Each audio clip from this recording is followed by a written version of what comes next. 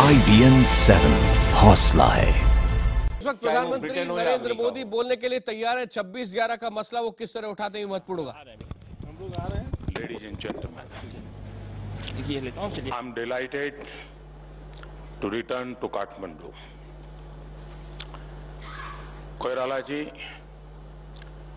congratulations on organizing an excellent summit. Thank you, Nepal, for your warm hospitality once again. Greetings to observer countries present here. This is my first SAARC summit, but this is the second time I'm meeting most of you together. I stepped in the office with the greetings of the entire world. But what moved me, dear colleagues, was your personal presence with the good wishes of 1/4 of the humanity. Because the future I dream for India is the future I wish for our entire region. The last summit was 3 years ago. Only 2 of us here were present in Adu. Even Prime Minister Sheikh Hasina has come here after her re-election. President Rajpaksha will soon go into one, and I wish him good luck. I especially welcome our newest colleague, President Ghani. Ours is a region of thriving democracy, of rich inheritance, the unmatched strength of youth, and a strong thrust of change and progress. In the last few months, I have traveled around the world, from the middle of the Pacific to the southern coast of Atlantic Ocean. I see a rising tide of integration, and negotiations on major trade agreements such as Regional Comprehensive Economic Partnership, the Trans-Pacific Partnership, and the Transatlantic Trade and Investment Partnership. Because the barriers of the boundaries inhibit progress, international partnership add speed to it. Because in the life of an individual or a nation, a good neighborhood is a universal aspiration. Where does South Asia wish to stand in this world? We all have to ask this question to ourselves. Nowhere in the world are collective efforts more urgent than in South Asia. And nowhere else is to so modest. Big and small, we face the same challenges. A long climb to the summit of development, but I have great belief in our boundless potential and confidence that comes from the many inspiring stories of innovation and initiative in each of our countries. There is much to learn from each other, even more to do together.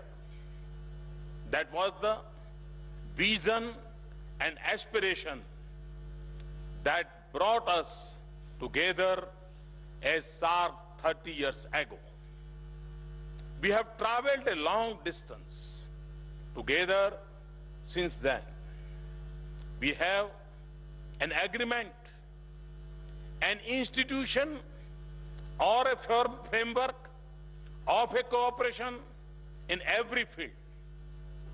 We also have many successes. 8. When we speak of SAARC, we usually hear two reactions. I'm sorry to say, but we always hear two reactions: cynicism and skepticism. This, sadly, is in a region throbbing with the optimism of our youth. Today, less than 5% of the region's global trade take place between us. Even at this modest level, less than 10% of the region's internal trade take place under SAARC free trade area.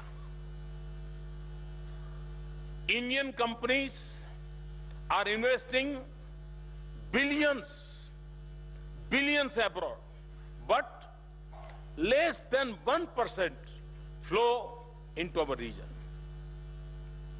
It is still harder to travel within our region than to Bangkok or Singapore, and more expensive to speak to each other. How much have we done in SAARC to turn our natural wealth into shared prosperity, or our borders into bridgeheads to a shared future? Yet, South Asia is slowly coming together. India and Bangladesh had deepened their links through rail, road, and power. India and Nepal have started a new era of cooperation in energy. And India and Bhutan are making those ties stronger by the day. With Sri Lanka, we have transformed trade through a free trade agreement. We will soon launch a new arrangement to meet Maldives' need for oil. Distance and difficulties have not held back India and Afghanistan, and bus and train sustained contacts between people in India and Pakistan. We have given 5 South Asian partners duty-free access to 99.7% of their goods, and are prepared to do more than. For India, it had been a privilege to provide assistance of nearly $8 billion in South Asia over a decade. It may not seem a great amount in these times, but we are grateful for the opportunity to have made a difference to the lives of a few brothers and sisters in our region. Each of us has taken initiatives. However, at SAARC, we have failed to move with the speed that our people expect and want. Some argue that it is because of the region's development gap, but that should actually spur us to do more. Or is it because we are stuck behind the walls of our differences and hesitant to move out of the shadows of the past? This would not resolve our differences, but will certainly deprive us of opportunities. Today, goods travel from one Punjab to another Punjab through Delhi, Mumbai, Dubai and Karachi, making the journey 11 times longer and the cost 4 times more. India, too, has its share of responsibility because of our size and location. I know that many of your goods too have to do a parikrama of India to reach their destinations. Just think of what we are doing to our consumers and to our environment. We must shrink the distance between our producers and consumers and use the most direct routes of trade. I know India has to lead, and we will do our part. I hope each of you will too. Infrastructure is our region's greatest weakness, and it is most pressing need. When I thought of coming to Kathmandu by road, it made many officials in India nervous because of the condition of the roads at the border.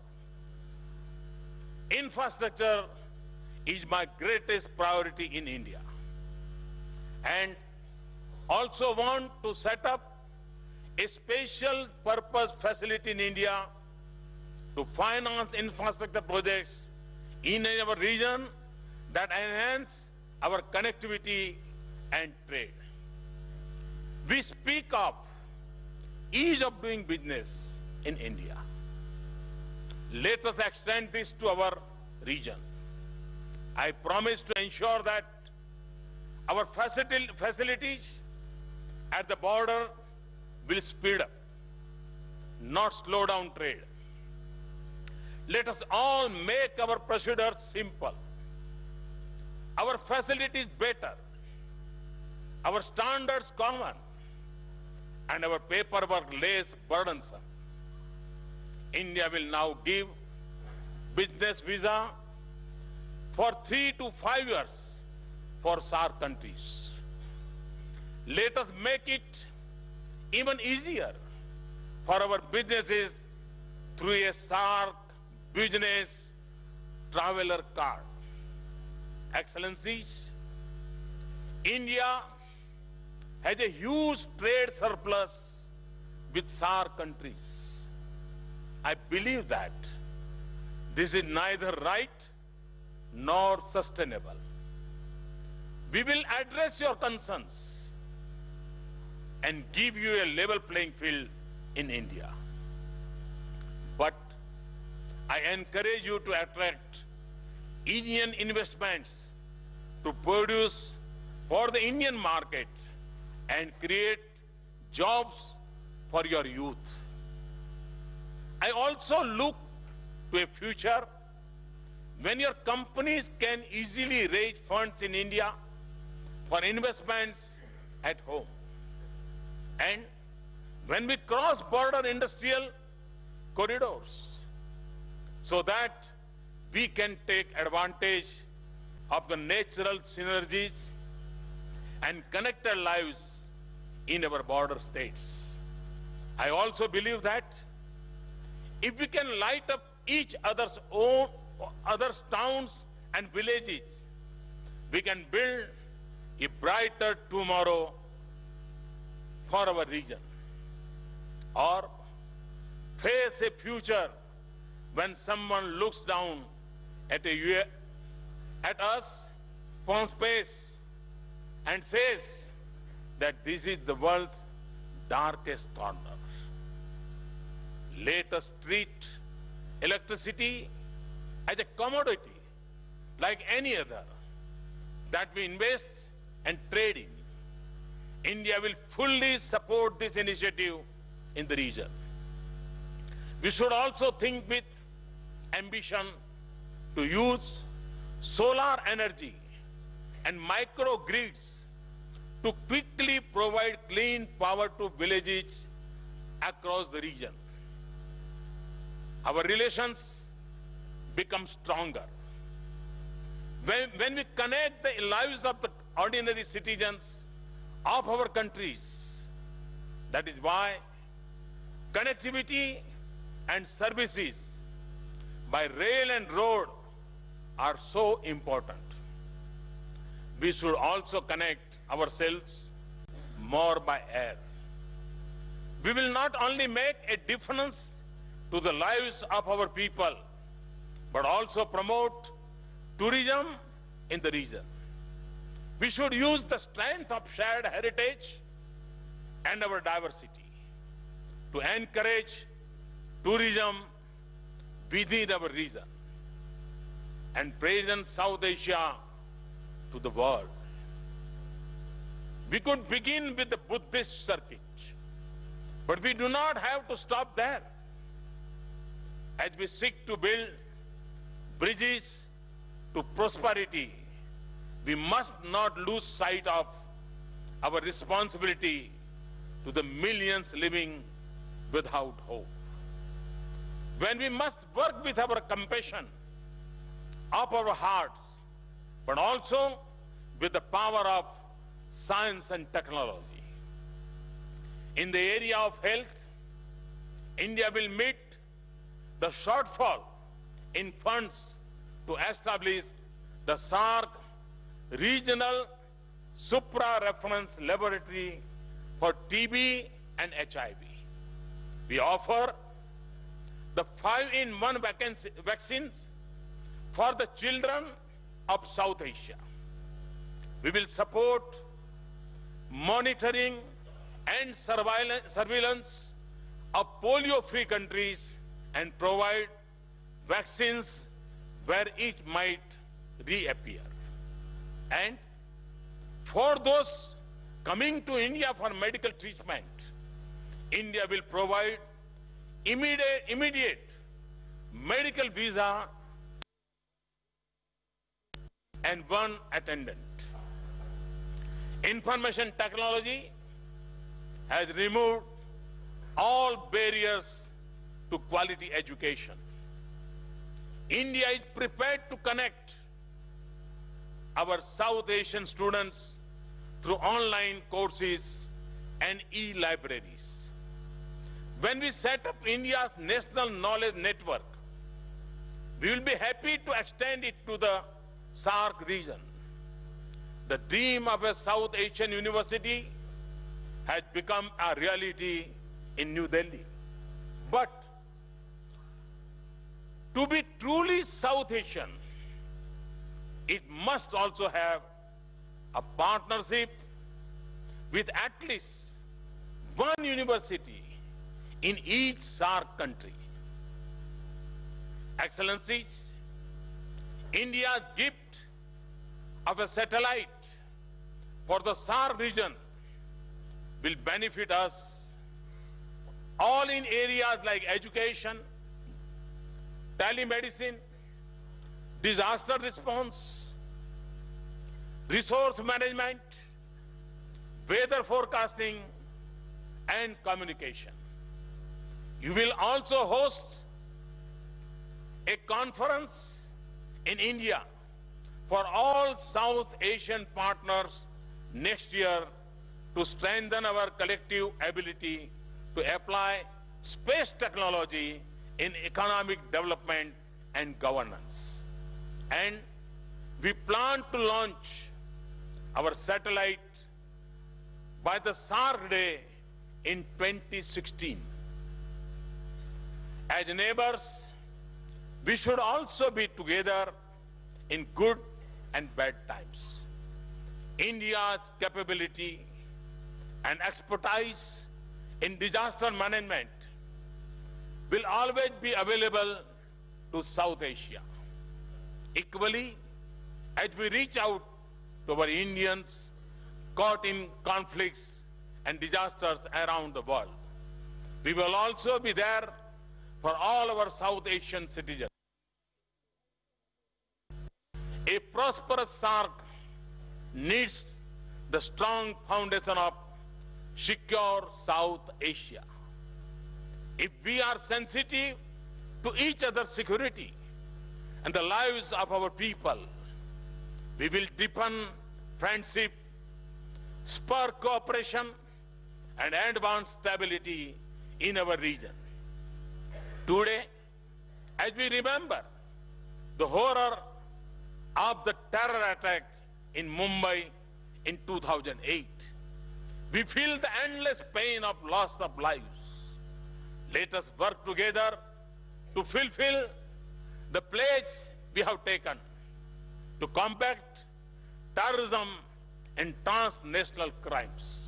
For India, our vision for the region rests on 5 pillars: trade, investment, assistance, cooperation, every area, contacts between our people, and all through seamless connectivity. This is the call of our times. This is the age of social media where boundaries matter little. There is a new awakening in South Asia, a new recognition of interlinked destinies, and a new belief in a shared opportunities. The bonds will flow through SAARC or outside it, among us, all or some of us. We can all choose our paths to our destinations. But when we join our hands and walk in steps, the path becomes easier, the journey quicker, and the destination closer. मैं कभी कभी कहता हूं कि हम एक के पास एक होते हैं तो 1 + 1 + 1 + 1 8 होते हैं, लेकिन एक के साथ एक खड़े हो जाते हैं तो एक एक एक एक एक करके संख्या अरबों खरबों में पहुंच जाती है। पास होने से साथ होने की ताकत अनेक गुना ज्यादा होती है। और इसलिए सार्क देशों के लिए समय की मांग है। हम पास भी हैं लेकिन साथ भी हो। I say this as much to my government and people as I say to you. We are meeting in the lap of Himalaya, which has nurtured us through the ages. Today, it is calling us to act. Let us work to change cynicism into optimism. Let us turn South Asia of flowering hope into rich field of peace and prosperity. Thank you very much. Thanks a lot.